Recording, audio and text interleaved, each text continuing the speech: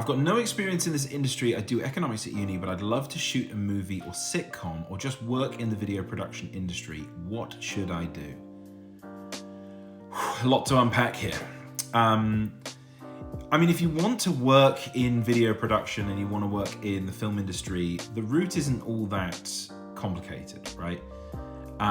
Figure out what job you want to do. If you want to be a camera operator, then get a camera.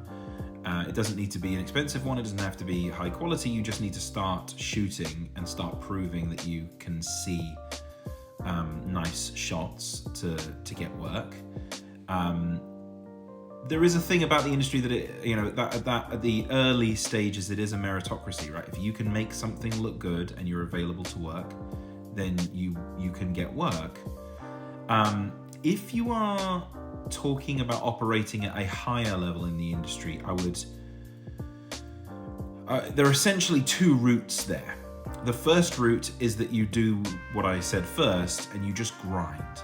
You just spend all of that time networking, and you're probably looking at a 10-year slog in terms of getting there.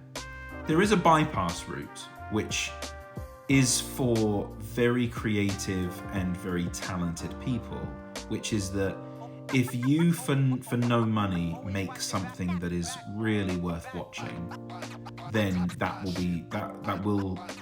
notice will be taken.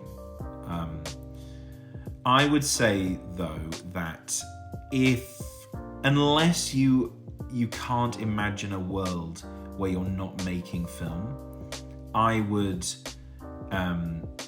continue on your path and get the equipment to make stuff in your spare time, because it's fun. There was a stat from last year that 75% of the industry was out of work in the UK. So it is a hard life, and people are not doing this because it's a sensible career.